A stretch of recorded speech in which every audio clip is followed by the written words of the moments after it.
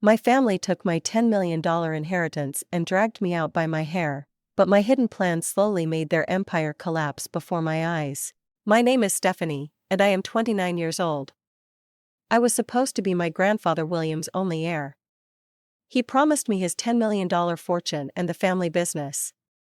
But after his death, my parents and sister Amanda orchestrated the ultimate betrayal. They rewrote his will, took everything that was rightfully mine, and when I questioned them, my father dragged me out of our home by my hair. I warned them they would regret it, but they never saw what was coming. My grandfather William was not just any grandfather. He was my hero, my mentor, and the only person in my family who truly understood me.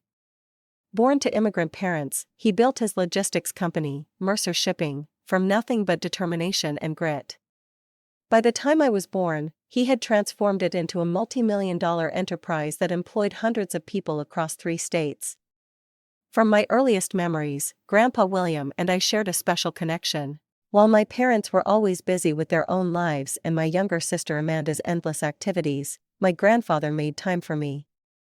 Every Sunday, he would take me fishing at Lake Morrison, just the 2 of us, sitting quietly by the water as he shared stories of his business triumphs and failures. The key to success isn't avoiding mistakes, Stephanie, he would say, his eyes crinkling at the corners. It's learning from them and having the courage to try again. During summer breaks, he would bring me to his office, letting me sit in on meetings and teaching me the intricacies of international shipping logistics. By the time I was 16, I could read a balance sheet better than most business school graduates. Employees would smile knowingly when I walked in, whispering about how I was the future of Mercer Shipping. At night, we would sit in his library, a grand room with floor-to-ceiling bookshelves filled with business biographies and economic textbooks. He would read to me from his favorites, teaching me lessons about leadership and integrity that school never covered. One day, all of this will be yours, he would tell me, gesturing to the books, the business, the legacy he had built. Not because you're my granddaughter, but because you've earned it. I believed him completely. Why wouldn't I? He had never broken a promise to me before. My family dynamic was complicated, to say the least. My father, Richard, worked as the chief financial officer at Mercer Shipping. He was a stern man who rarely showed affection. Looking back, I now recognize the resentment in his eyes whenever Grandpa William praised my business instincts. Dad had spent decades working under his father-in-law, never quite measuring up to the old man's expectations. My mother, Patricia, was no better. A former beauty queen who married into money, she dedicated her life to maintaining appearances and social climbing. She focused her attention on my younger sister, Amanda, who shared her love for shopping, gossip, and the superficial trappings of wealth. Amanda was 4 years younger than me, spoiled from birth and uninterested in anything that required actual effort. While I studied business textbooks, she scrolled through social media. While I interned at the company during summers, she lounged by the pool at the country club. Yet somehow, she was the golden child in my parents' eyes. "Why can't you be more like your sister?" my mother would ask when I came home with dirt under my nails from helping Grandpa in his garden. Look at her, always so presentable. I learned early to stop seeking their approval. Instead, I channeled my energy into making my grandfather proud. I graduated high school as valedictorian, earned a full scholarship to Wharton Business School, and graduated summa cum laude with a degree in business administration, all while working part-time at Mercer Shipping, learning every aspect of the business from the ground up. My dream was clear: I would take over as CEO when Grandpa William retired, modernize our operations, and expand the company globally.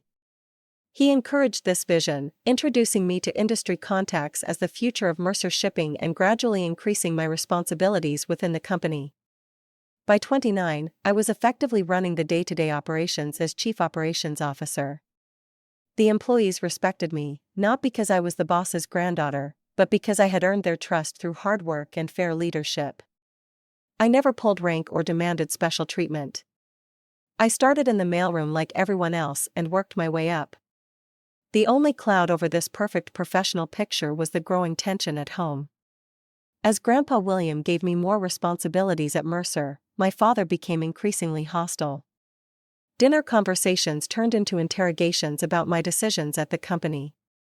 He would question my strategies in front of Amanda, trying to make me look incompetent. "Do you really think expanding into South American markets is wise, given the political instability there?" he would ask, his tone condescending. "I've run the numbers and developed contingency plans," I would reply, trying to keep my voice steady. "The potential growth outweighs the risks." "We'll see what your grandfather thinks," he would say, though Grandpa had already approved my proposals. Meanwhile, Amanda would sit there, smirking behind her wine glass, enjoying the show.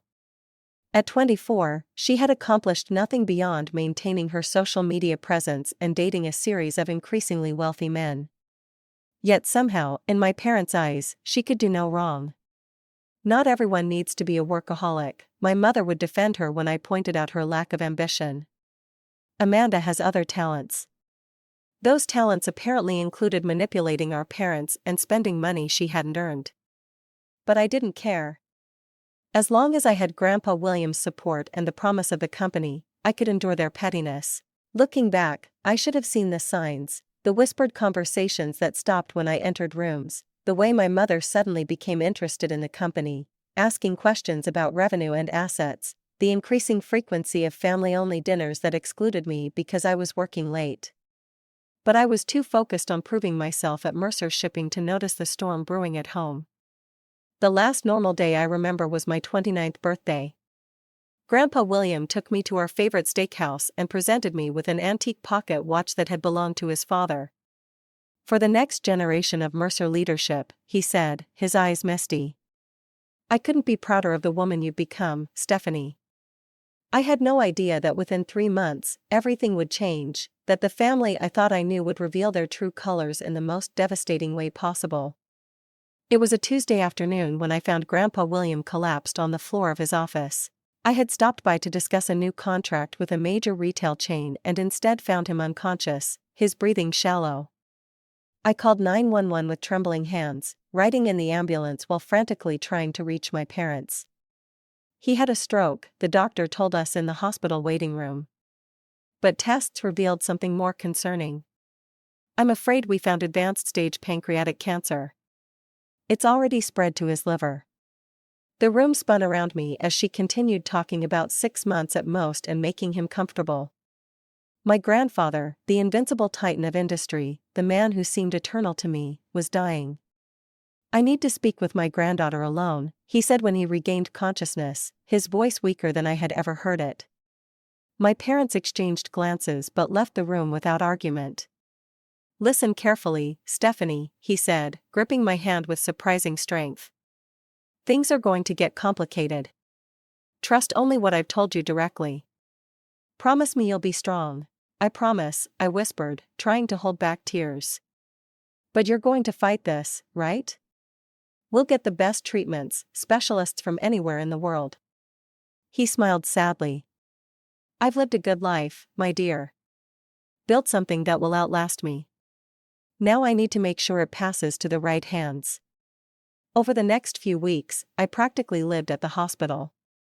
I brought work with me, running the company from a chair beside his bed, determined not to let Mercer Shipping falter while he was ill. We talked about business, yes, but also about life, regrets, and the future. "I've made arrangements," he told me during one of his more lucid moments. "Everything is set for you to take over. The board knows my wishes. The transition plan is in place." "Don't talk like that," I said, squeezing his hand. "You'll be back in that office before you know it." He shook his head. "We both know better. Promise me you'll protect what I've built, not just the money, but the principles, fair wages, ethical practices, community involvement." "I promise," I said, and I meant it with every fiber of my being. What I didn't expect was how quickly my family's behavior would change. Suddenly, my parents were at the hospital constantly. My mother, who had visited my grandfather perhaps twice a year before his diagnosis, now brought him homemade soup daily. My father started bringing financial documents for Grandpa to review, closing the door whenever I entered the room. Even Amanda started showing up, wearing subdued outfits I had never seen before, asking Grandpa William questions about the business that she had never shown interest in previously. "I just think it's important for me to understand the family legacy," she explained when I asked about her sudden interest. "After all, we're all in this together, right?" The most troubling development was when my access to Grandpa became increasingly restricted. The nurses, apparently on my parents' instructions, limited my visiting hours, claiming he needed rest whenever I arrived. Meanwhile, my parents and Amanda seemed to have unlimited access. "He's sleeping now," my mother would say, blocking the doorway. "Come back tomorrow." But I would catch glimpses of him through the door, wide awake and in deep conversation with my father. One afternoon, I arrived to find James Thornton, my grandfather's longtime attorney, leaving the room. His expression was unreadable as he nodded at me in the hallway. "Is everything okay?" I asked. "Why do you need legal counsel?" "Just updating some paperwork," he said vaguely. "Nothing to worry about." When I entered the room, Grandpa William looked troubled, but he brightened when he saw me. "There's my girl," he said, reaching for my hand. "Don't worry about all this legal mumbo-jumbo. I'm making sure you're taken care of." But something in his eyes didn't match his reassuring words, a tension I had never seen before. "Is Dad pressuring you about something?" I asked directly. He sighed. "Families are complicated, Stephanie. Your father believes he deserves more control of the company. After all, he's worked there for 30 years. But he's never shown your vision or values," I protested. "You've always said so yourself." "I know what I've said," he replied, suddenly looking exhausted. "And I stand by it. Just know that whatever happens, I've done my best to protect what matters." As his condition worsened, so did my anxiety. I caught snippets of hushed arguments between my grandfather and my father. Twice, I walked in to find my mother dabbing tears away while Amanda sat smugly nearby. Something was happening, but I was being deliberately kept in the dark. In his final week, Grandpa William's lucidity came and went. During one clear moment, he beckoned me close. "Remember our fishing spot," he whispered. "And your favorite book in my library. The answers you'll need are there." I didn't understand what he meant, but I nodded anyway. "I love you, Grandpa. I love you, too, my brave girl," his eyes filled with tears. "Be careful with the family, my dear. Sometimes the people closest to us can hurt us the most." Those were the last meaningful words he spoke to me. 2 days later, he slipped into a coma. 3 days after that, with all of us gathered around his hospital bed, William Mercer, founder of Mercer Shipping and the only person who had ever truly believed in me, took his last breath. I was shattered, not just by grief, but by a growing sense of foreboding. Something had changed in those final weeks, something I couldn't quite identify. As we left the hospital, my father put his arm around Amanda's shoulders while my mother held her hand. I walked behind them, alone in my grief, unaware that the worst betrayal was yet to come. 1 week after the funeral, we gathered in James Thornton's office for the reading of the will. The conference room felt too cold, too formal for discussions about a man I had loved so deeply. I sat across from my parents and Amanda, all dressed in appropriate morning attire, though Amanda's designer black dress seemed more suited for a fashion shoot than a somber legal proceeding. James cleared his throat and adjusted his glasses. "Before I begin, I want to express my condolences to the family. William was not just a client, but a dear friend." My father nodded impatiently. "We appreciate that, James. Shall we proceed?" I noticed a strange hesitation in the attorney's demeanor as he opened the folder before him. He glanced at me briefly, something like apology in his eyes, before beginning to read. "I, William Edward Mercer, being of sound mind and body, do hereby revoke all previous wills and testaments." I sat up straighter, confused. Revoke all previous wills? Grandpa had told me years ago that his will was ironclad, with me as the primary beneficiary and successor. As James continued reading, I felt as though I had stepped into some alternate reality. According to this document, Grandpa William had changed his mind entirely in his final months. The entirety of his estate, valued at $10 million, including his controlling shares in Mercer Shipping, was bequeathed to my sister Amanda. Furthermore, James read, his voice oddly flat, Richard Mercer will serve as interim CEO and guardian of Amanda's business interests until such time as she has acquired sufficient experience to assume leadership of the company. My ears were ringing. This couldn't be happening. The room seemed to tilt around me as James continued reading terms and conditions that effectively cut me out of any meaningful role in the company I had dedicated my life to. To my granddaughter Stephanie, James finally said, I leave this personal letter to be read in private.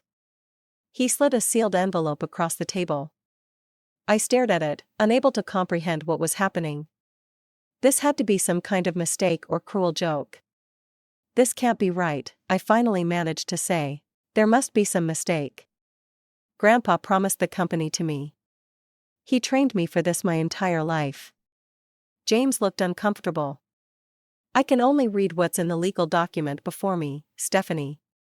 This will was signed and witnessed 3 weeks before William's death. I turned to my parents. What did you do? What did you say to him when I wasn't allowed to visit? My father's face remained impassive. Your grandfather made his own decisions, Stephanie. Perhaps he finally recognized who truly had the company's best interests at heart. Or perhaps he finally saw through your act, Amanda added, a smirk playing at the corners of her mouth. You always thought you were so special, his little protégé. Turns out he had other plans. I felt sick. I want to read my letter, I said, reaching for the envelope. That will have to wait, my father said, standing abruptly. We have a company to run, James. I assume the transfer of shares can be expedited. Yes, the paperwork is prepared, James replied, though he still wouldn't meet my eyes. Wait, this isn't right, I protested, my voice rising. Grandpa would never do this. He promised me. We need to investigate this will. It could be fraudulent. My mother gasped dramatically. How dare you? Your grandfather was of perfectly sound mind when he made these decisions. Just because you didn't get what you wanted doesn't mean you can make such accusations. I'm not leaving until I read my letter, I insisted, clutching the envelope. Fine, my father sighed. Read it later. Right now, we need to discuss your future, or lack thereof, at Mercer Shipping. As we left the attorney's office, I felt numb with shock. Everything I had worked for, everything I had been promised, had been ripped away in a matter of minutes. I couldn't process the betrayal. It felt like my grandfather had reached beyond the grave to slap me in the face. Back at the family home, things went from bad to worse. As soon as we entered, my father turned to me, his expression cold. The board meeting is tomorrow morning. Your presence won't be required. What are you talking about? I asked. I'm the COO. Of course, I need to be there. Not anymore, he said with satisfaction. As interim CEO, my first action will be to terminate your employment. The company is moving in a new direction. The floor seemed to drop from beneath my feet. You can't do that. I've earned my position. The employees respect me. The clients trust me. The employees will adjust, my mother chimed in. And the clients care about results, not personalities. Amanda flopped onto the sofa, examining her manicure. I think I'll take your office, Stephanie. The corner one with the view of the park. It suits my new position better. What position? I asked incredulously. You don't know the first thing about logistics or international shipping. I'm a fast learner, she replied with a shrug. And unlike you, I won't be so uptight about everything. The company could use some fresh energy. I couldn't believe what I was hearing. My sister, who had spent her entire adult life as a professional socialite, was going to run the company my grandfather had built from nothing, the company I had dedicated my life to learning and improving. This is insane, I said, looking from one family member to another. Grandpa would never want this. Something happened in that hospital room. You manipulated him somehow. My father's face darkened. That's enough, Stephanie. Your grandfather made his choice. Accept it with some dignity. I want to know what was happening when you kept me from his room, I insisted. What documents were you having him sign when he was drugged on pain medication? How dare you, my mother shrieked. We would never take advantage of him that way. But I saw it then, the flicker of guilt in her eyes before she masked it with indignation.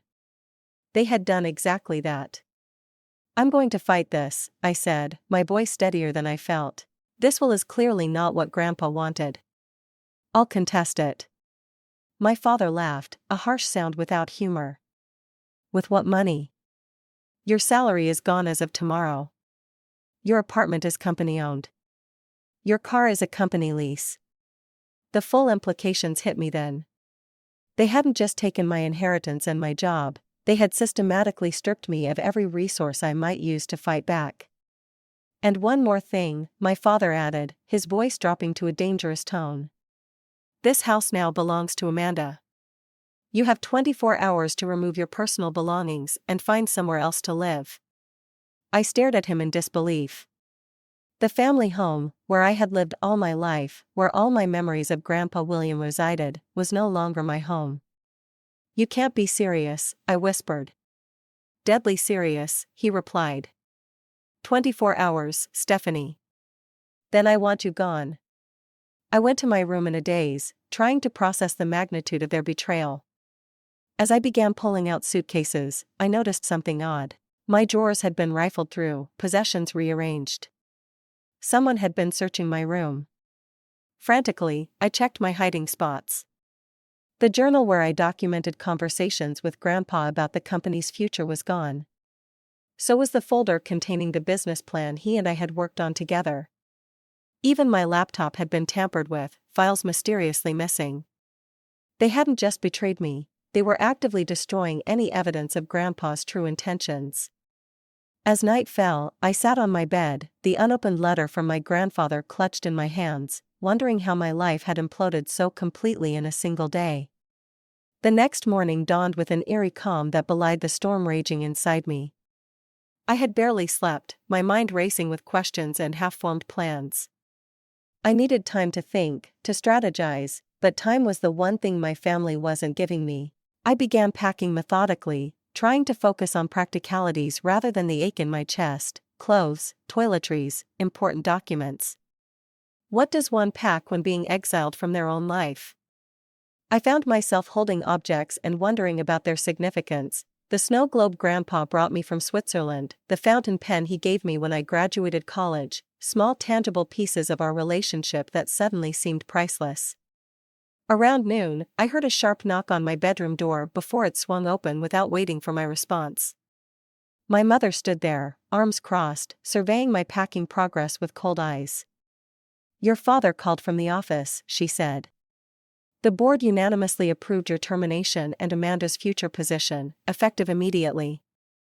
I continued folding a sweater, refusing to give her the satisfaction of seeing me cry. And how exactly did he convince the board that a social media influencer with zero business experience is qualified to run a multinational shipping company? Her lips thinned. Your sister has hidden depths you've never appreciated, and the board respects your father's judgment. Or they're afraid of him, I countered. Did he threaten their positions, too? Don't be dramatic, she scoffed. This attitude is precisely why your grandfather changed his mind about you, always thinking you know better than everyone else. I set down the sweater and faced her directly. We both know Grandpa didn't change his mind. Something happened in that hospital room when you were keeping me away from him. A flicker of something like guilt crossed her face before hardening again into contempt. You always were a difficult child, never satisfied, always questioning. Amanda accepts what she's given with gratitude. Amanda has been handed everything her entire life while I've worked for every opportunity, I replied. And now you're handing her a company she's completely unqualified to run. That's enough, she snapped. Just finish packing and go. The sooner you're out of our lives, the better for everyone. She turned to leave but paused at the door. And don't think about taking any company documents or property with you. Your father has already consulted with legal about pressing charges if necessary. The threat hung in the air as she left, closing the door with unnecessary force. I sat on the edge of my bed, trembling with anger and grief. How had the people who were supposed to love me become so cruel? I continued packing, moving faster now. I needed to get out of this house of betrayal, needed space to think clearly about my next steps. As I packed the last of my clothes, my eyes fell on the framed photo of Grandpa William and me at my college graduation, his proud smile, his arm around my shoulders. The future of Mercer Shipping, he had called me that day. I carefully wrapped the photo in a sweater and placed it in my bag. Whatever else happened, they couldn't take my memories or my relationship with him. I had almost finished when my bedroom door crashed open again. This time, it was my mother and Amanda, both their expressions a mix of outrage and vindictive pleasure. "What do you think you're doing?" my mother demanded, pointing at my suitcase. "Exactly what Dad ordered," I replied evenly, packing my things and getting out. "Not with those, you're not," Amanda said, stepping forward and grabbing at my bag. "These clothes were purchased with family money. The jewelry, too. You're not entitled to any of it." I pulled the bag back, disbelieving. "Are you serious right now? These are my personal belongings. I've had some of these clothes since high school." "And who paid for them?" my mother asked coldly. "Everything in this house belongs to the family, and you're no longer part of this family." The cruelty of their words hit me like a physical blow. Not part of the family. After 29 years, they were erasing me completely.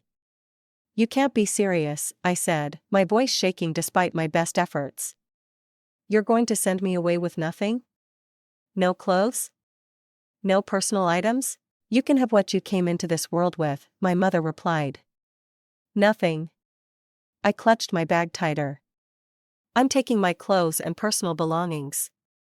You can't stop me." "Watch us," Amanda sneered, lunging for my bag again. We struggled over it, a pathetic tug-of-war that ended when the bag ripped, spilling contents across the floor.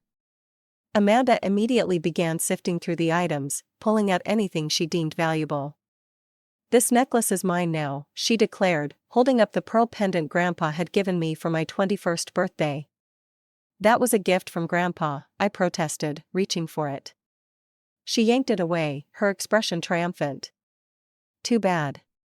Should have thought about that before you decided to challenge the will." My mother stood watching, making no move to intervene as Amanda continued confiscating my possessions. When she reached for the wrapped photo frame, something in me snapped. "No!" I shouted, grabbing it from her hands. "You've taken everything else. You don't get this, too." Amanda's face contorted with rage. "Mom, she's not cooperating." My mother stepped forward, her voice ice cold. "Hand over the bag, Stephanie. Now." "No," I said, backing away. "These are my things, my memories. You have no right." "Richard," my mother called out. And to my shock, my father appeared in the doorway. I hadn't even realized he was home from the office. "What's the problem?" he asked, taking in the scene with calculating eyes. "She's refusing to leave empty-handed, as we discussed," my mother reported, making a scene as usual. My father's expression hardened. "I told you to be out by sundown, not to steal family property on your way out." "Steal? These are my clothes, my books, gifts given to me," I was shouting now, beyond caring about dignity or composure. "Not anymore," he said simply. Then everything happened so fast. I clutched my partially filled bag to my chest, determined not to let them take the last of my possessions. My father strode across the room, his face a mask of cold fury. He grabbed a fistful of my hair and yanked hard. Pain exploded across my scalp as he began dragging me toward the door. I screamed, dropping the bag to claw at his hand, but his grip only tightened. "Stop. You're hurting me," I cried out. "You brought this on yourself," he growled, continuing to drag me by the hair down the hallway toward the stairs.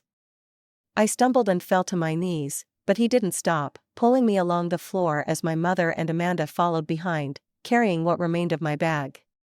"Please," I begged, tears streaming down my face from pain and humiliation. "Don't do this." He ignored my pleas, dragging me down the stairs and across the foyer, my knees and elbows scraping against the marble floor. With a final yank, he pulled me to the front door and shoved me roughly outside. I fell hard on the driveway, the gravel cutting into my palms. "You are no longer welcome in this house," he declared, standing over me. "If you return, I'll have you arrested for trespassing." My mother tossed a small purse beside me. "Your wallet and phone. The rest stays here." Through my tears, I saw Amanda standing in the doorway, her expression one of smug satisfaction. My childhood bedroom would become extra closet space for her designer clothes. My memories would be discarded like trash. Somehow, I found the strength to stand, my scalp still burning, my body aching from the rough treatment. I wiped the tears from my face and looked at the three of them standing there, these strangers who had once been my family. "You will regret this day," I said, my voice low but steady. "I promise you that." My father scoffed. Empty threats from someone with nothing. "Goodbye, Stephanie." The door slammed shut, leaving me alone on the driveway with nothing but my purse and the clothes on my back. Even in my worst nightmares, I had never imagined my family could be so cruel. I walked slowly down the long driveway, each step painful, both physically and emotionally. At the gate, I turned back for one last look at the house where I had grown up, the house that held all my memories of Grandpa William. Now it was just another asset stolen from me.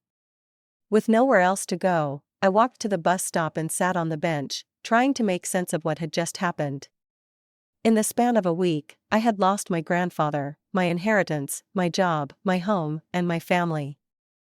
I had been stripped of everything that defined my life. I checked my wallet, 2 credit cards that would likely be canceled as soon as my father thought of it, $370 in cash, my driver's license, and a health insurance card, though the insurance was through Mercer Shipping, so that was probably void now, too. Night was falling as I found a cheap motel on the edge of town. The desk clerk gave me a suspicious look as I checked in with no luggage, but I couldn't bring myself to care. In the stark, impersonal room, I finally allowed myself to break down completely. I cried for Grandpa William, for the relationship we had shared that my family had somehow managed to taint. I cried for the betrayal, for the cruelty that I still couldn't comprehend. I cried for my own naivety, for believing that blood meant loyalty. As exhaustion finally overtook me, one thought solidified in my mind: this was not the end of my story. Somehow, some way, I would find a path forward. I would discover what really happened in that hospital room, and I would reclaim what was rightfully mine. "They think they've won," I whispered into the darkness. "But they have no idea who they're dealing with." With that promise to myself, I fell into a troubled sleep, unaware that the key to my comeback was already in my possession, waiting to be discovered. I woke the next morning with swollen eyes and a throbbing scalp, but also with a clarity that had eluded me in the chaos of the previous day. I needed a plan, and to make a plan, I needed information.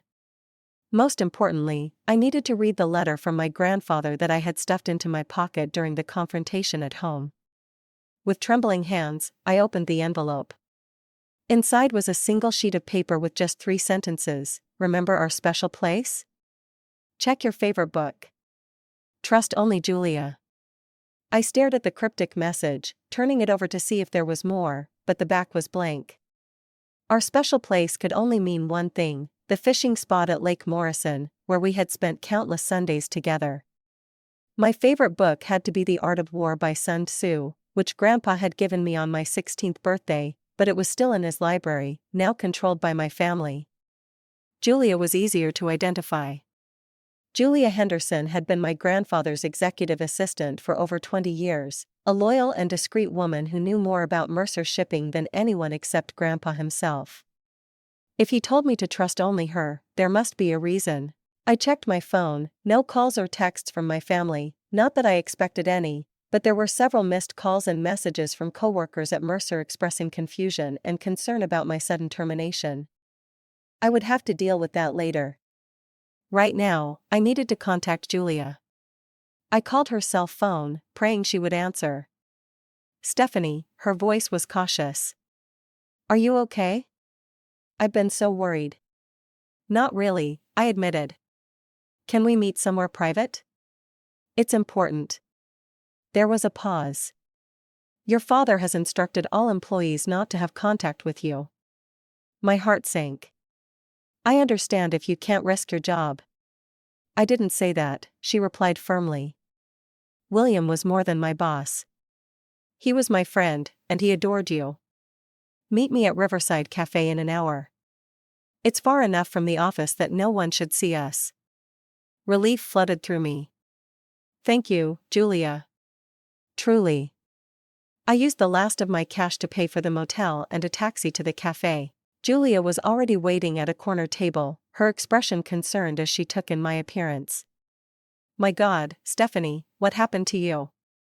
I touched my still tender scalp self-consciously. My father happened. It's a long story. Over coffee, I told her everything, from the will reading to being dragged out of my own home by my hair. Her expression grew increasingly horrified. This isn't right, she said when I finished.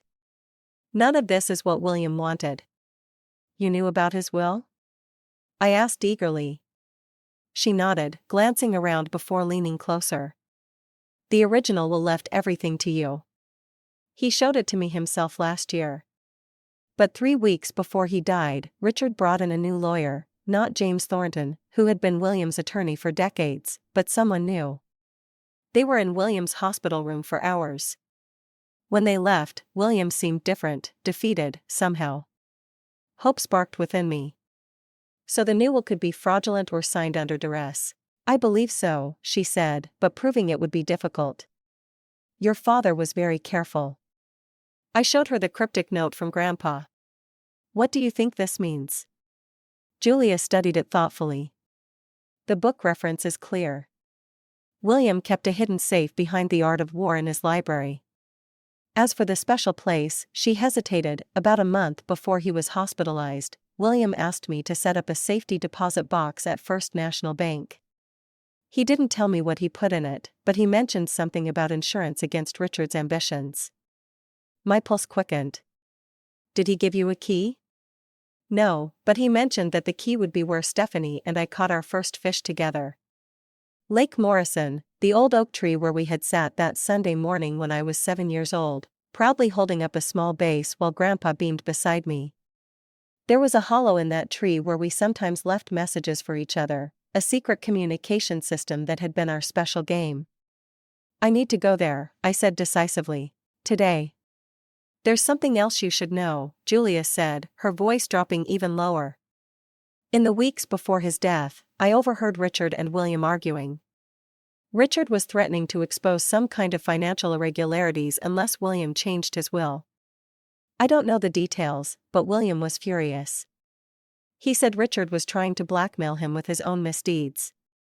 My father blackmailing my grandfather, it seemed incredible, yet it would explain the sudden change in the will. Did you ever find out what these supposed irregularities were? Julia shook her head. No, but whatever it was, it scared William enough that he started recording their conversations.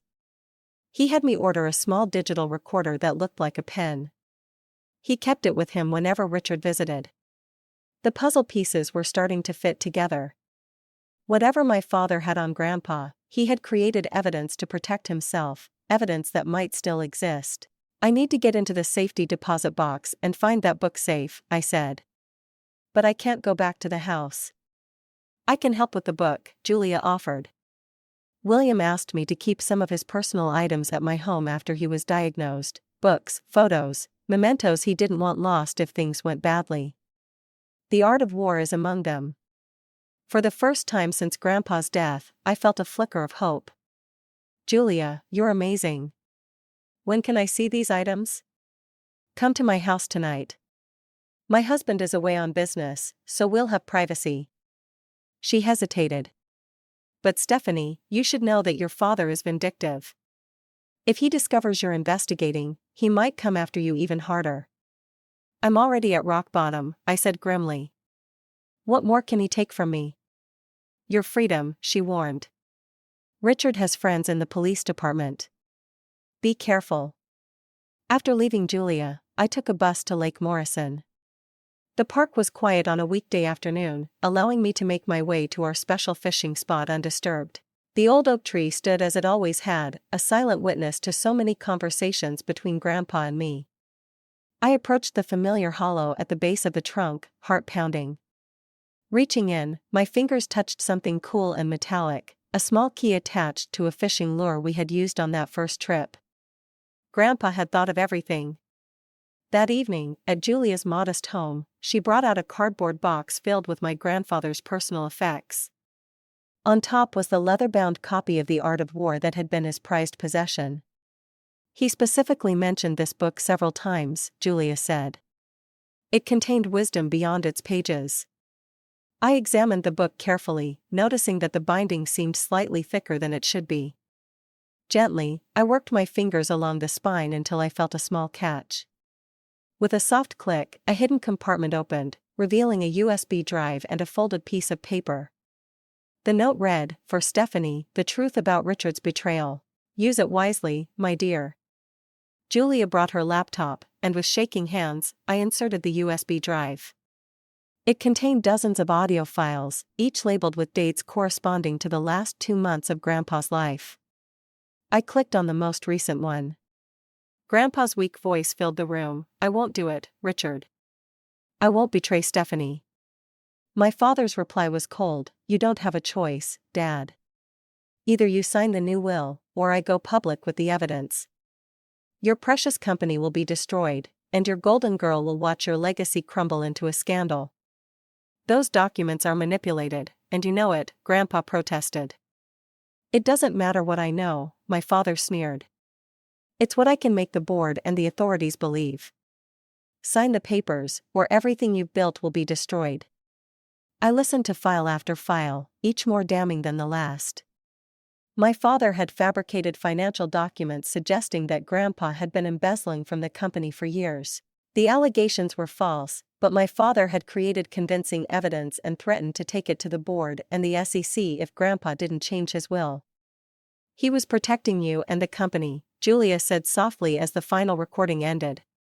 "He knew that if Richard went public with those false allegations, even if they were eventually disproven, the damage to the company would be severe, and your reputation would be tarnished by association.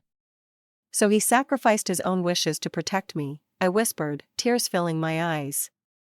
"And I thought he had betrayed me." "He never stopped believing in you," Julia assured me. "He told me once that you were the only one who truly understood what Mercer Shipping stood for." The next morning, armed with the key from Lake Morrison, I visited First National Bank. The safety deposit box contained exactly what I had hoped, the original will leaving everything to me, notarized and legally binding, documents proving that the signatures on the new will had been coerced, and a detailed account of my father's attempt to blackmail Grandpa with falsified evidence of financial misconduct. Most damning of all was a flash drive containing actual evidence of my father's own financial crimes. For years, he had been siphoning funds from Mercer Shipping into offshore accounts using false invoices and shell companies to hide the embezzlement. "Oh, Dad," I murmured as I reviewed the documents. "You projected your own crimes onto Grandpa." I now had everything I needed to challenge the fraudulent will and expose my father's betrayal. But I couldn't do it alone. I needed legal help from someone who wouldn't be intimidated by my father's connections. Through Julia's recommendation, I met with Daniel Reeves, a fierce litigator known for taking on powerful adversaries. In his downtown office, I laid out the evidence I had gathered. "This is explosive stuff," he said after reviewing the documents. "Your father committed multiple felonies here: fraud, coercion, embezzlement. He could face serious prison time." "And the will?" I asked. "Can we overturn it with this evidence?" "Absolutely. The original will is still valid since the new one was signed under duress and contains forged elements." He leaned forward. "But you should be prepared for a fight. Your father won't go down easily." "I'm counting on it," I replied, a new determination hardening within me. "He dragged me out of my home by my hair and left me with nothing. I want him to face the consequences of his actions." Over the next 2 weeks, Daniel and I built our case meticulously. We obtained sworn statements from Grandpa's doctors confirming his compromised mental state during the signing of the new will. We gathered testimony from hospital staff who had witnessed Richard's threatening behavior, and we compiled a forensic accounting of my father's embezzlement scheme, documenting every penny he had stolen from Mercer Shipping.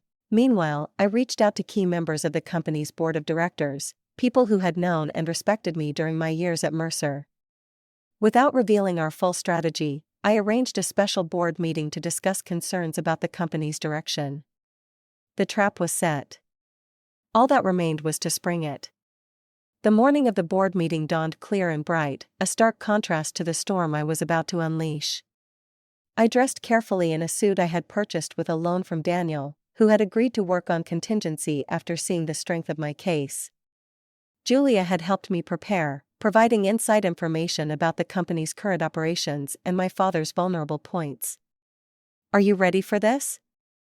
Daniel asked as we approached the Mercer Shipping headquarters, a gleaming tower of glass and steel that had once felt like my second home. "I've been ready since the moment they threw me out," I replied, straightening my shoulders. "Let's go." The security guard at the front desk did a double take when he saw me. "Miss Mercer, I thought, we were told that I no longer work here," I finished for him. I smiled.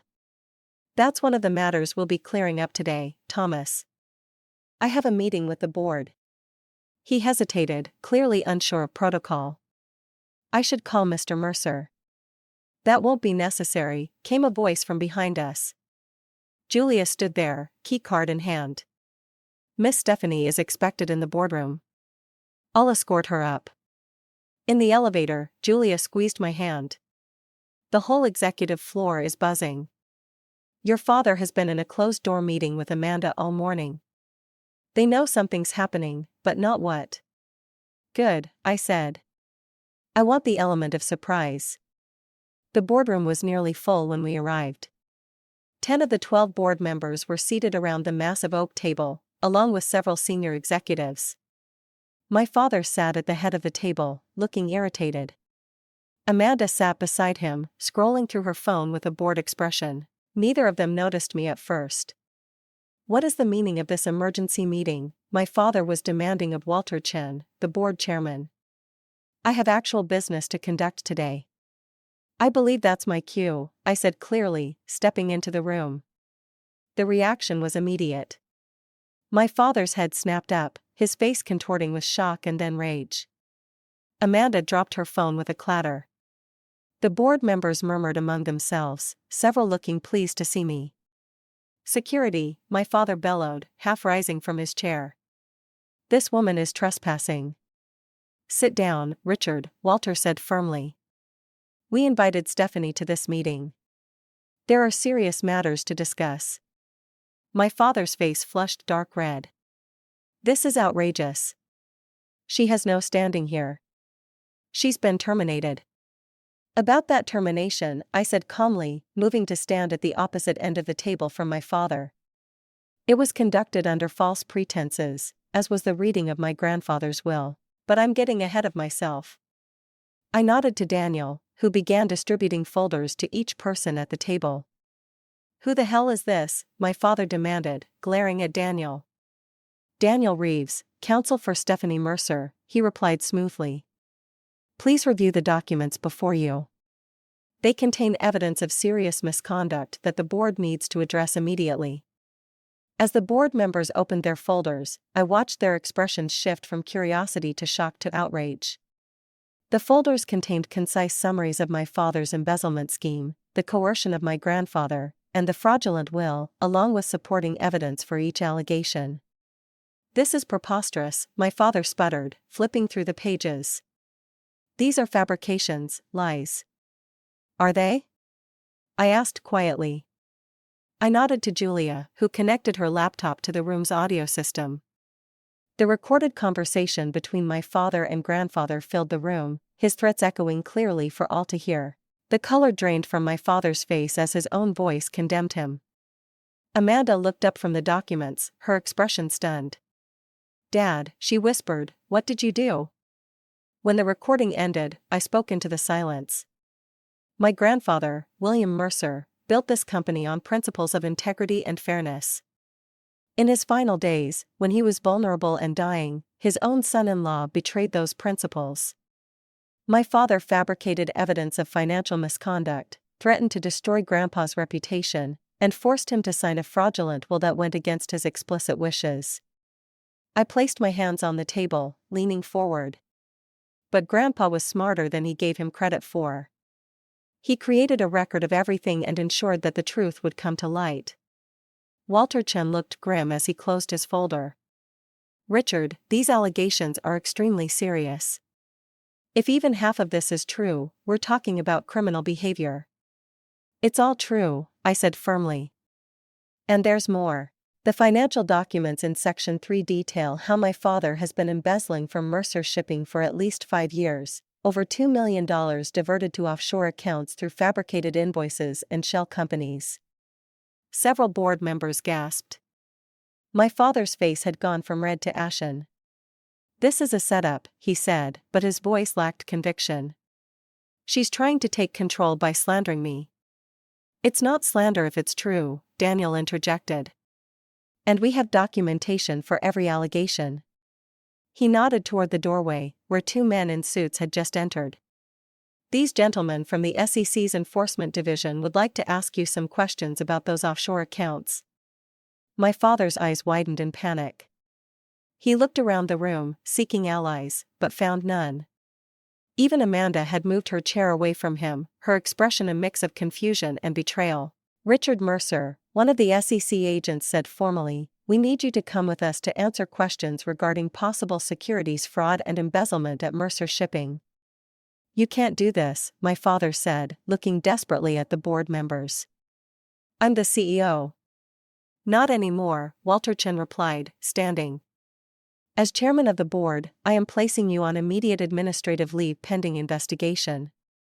Security will escort you from the building after your conversation with these gentlemen." As the agents led my stunned father toward the door, he stopped beside me. "You'll regret this," he hissed under his breath. "I'm still your father." I met his gaze steadily. "No. You lost that right when you dragged me by my hair and threw me into the street. A real father would never do that to his child."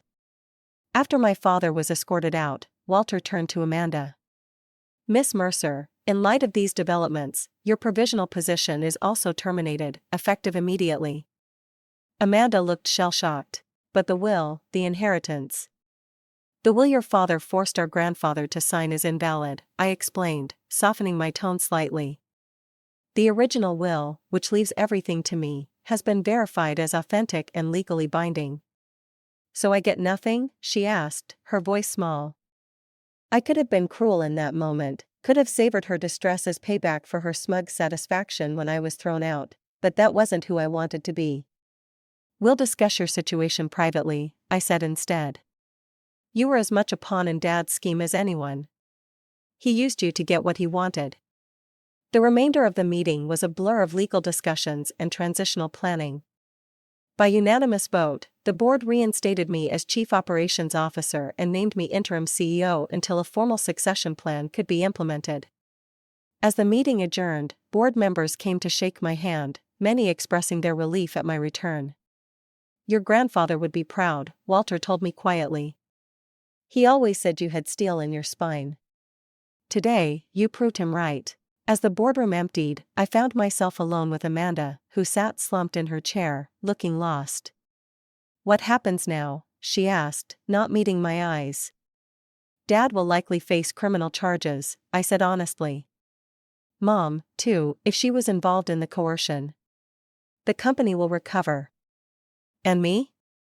I sighed. "That depends on you, Amanda. How much did you know about what they were doing?" She shook her head. "Not the embezzlement or the threats. They just told me Grandpa had changed his mind about you, that he thought you were too controlling and wanted me to have a chance." She looked up, tears in her eyes. "I believed them because I wanted to. I was always jealous of your relationship with him." It wasn't a full apology, but it was perhaps as close as Amanda could come right now. "We have a lot to work through," I told her. "But we're still sisters." That has to count for something. In the days that followed, the legal machinery ground forward inexorably. My father was formally charged with fraud, embezzlement, and coercion. My mother, who had been aware of the scheme, faced lesser charges as an accomplice.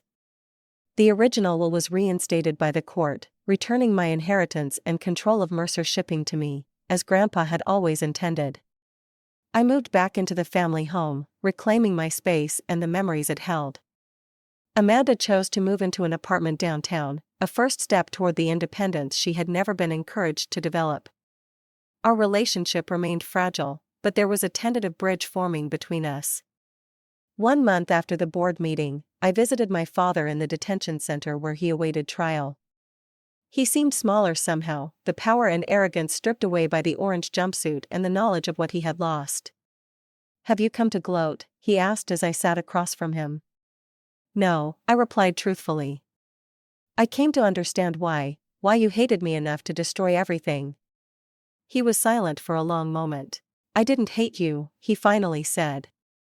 "I hated that William saw in you what he never saw in me, potential, vision, a worthy successor. I gave 30 years to that company, and he never once looked at me the way he looked at you. So you decided to take everything from me." "I decided to take what I deserved," he corrected. "What I had earned through years of loyalty. It wasn't personal." I laughed without humor. "You dragged me by my hair and threw me onto the street. That felt pretty personal, Dad." He had the grace to look away. "I lost control. The stress, the fear of being caught." "Save it for the judge," I said, rising. "I didn't come for excuses. I came to tell you that despite everything you did, you failed. Grandpa's legacy is intact. The company is thriving, and I am exactly where he always meant me to be." As I turned to leave, he called after me. "Stephanie, will you visit again?" I paused, not turning back. "I don't know. Some bridges can't be rebuilt once they're burned. Goodbye, Dad." Walking out of that detention center, I felt a weight lift from my shoulders, not forgiveness, exactly, but a kind of closure. The battle was over. I had won. Now came the harder part, building something meaningful from the ashes of betrayal. 6 months passed like a whirlwind.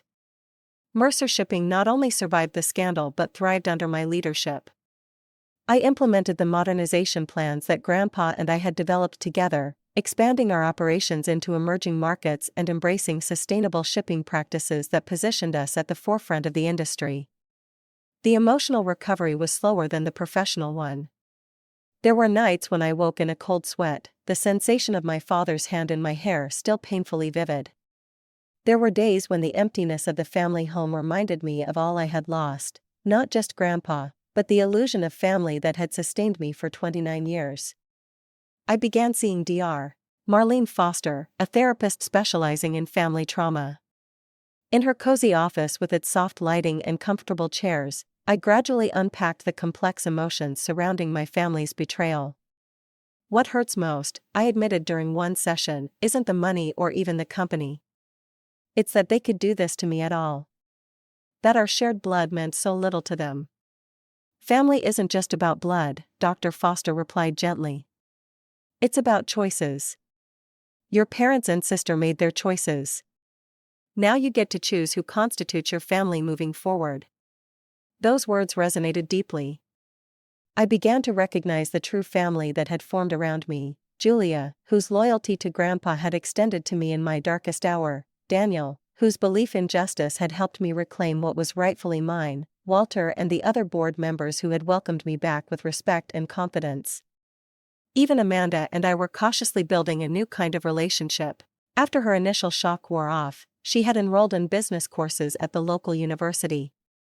"I want to understand what you and Grandpa saw in all this," she explained during one of our monthly dinners. "I want to be worth something on my own merits." I surprised myself by offering her an entry-level position in the marketing department, where her social media savvy actually proved valuable. "No nepotism," I warned her. "You'll be evaluated on your performance like anyone else." She had accepted the challenge with unexpected grace. "I wouldn't want it any other way." My mother's situation was more complicated. She had accepted a plea deal to testify against my father, receiving probation instead of jail time. She moved to Florida, sending occasional emails that alternated between self-justification and tentative apologies. I wasn't ready to forgive her, but I no longer burned with anger when I saw her name in my inbox. Progress of a sort. My father was sentenced to 8 years for fraud and embezzlement. I attended the sentencing but made no victim impact statement. There was nothing left to say. Whatever relationship we might have in the future would have to be built from scratch, if at all. On the anniversary of Grandpa William's death, I visited his grave alone. The simple granite headstone bore his name and the dates of his life, along with the words he had chosen: "What we do for ourselves dies with us. What we do for others remains immortal." I placed a small fishing lure beside the flowers I had brought, a memento of our special place. "I kept my promise, Grandpa," I said aloud. "I protected what you built. The company is stronger than ever." A gentle breeze rustled the leaves of the oak tree shading his grave, and I could almost hear his voice. "I never doubted you for a moment, my brave girl." That evening, I hosted a small dinner at my home for the people who had helped me through the darkest period of my life: Julia and her husband, Daniel and his partner, Walter Chen and his wife. As we shared stories and laughter, I realized that these people, chosen rather than born into my life, had become my true family. After dinner, I stood to make a toast. 1 year ago, I thought I had lost everything: my grandfather, my inheritance, my purpose. I was literally thrown out onto the street with nothing but the clothes on my back. I looked around at the caring faces surrounding me. What I didn't realize then was that material things, even meaningful ones like a family business, can be taken away. But who we are, the resilience and integrity that define us, cannot be stolen by anyone. I raised my glass to Grandpa William, who taught me that the most valuable inheritance isn't money or property, but the strength to stand up for what's right, even when it's difficult. And to all of you, who helped me discover that family isn't defined by blood, but by those who stand beside us when we need them most. Later, after my guests had departed, I sat in Grandpa's old leather chair in the library, surrounded by his books and the quiet wisdom they contained. I opened The Art of War to the passage he had underlined years ago: "In the midst of chaos, there is also opportunity." How right he had been. The chaos of betrayal had created the opportunity to discover my own strength, to build something meaningful on my own terms, to create a family of choice rather than circumstance. The journey hadn't been easy. The pain of betrayal would always be part of my story, but it no longer defined me. I had transformed that pain into purpose, that betrayal into strength.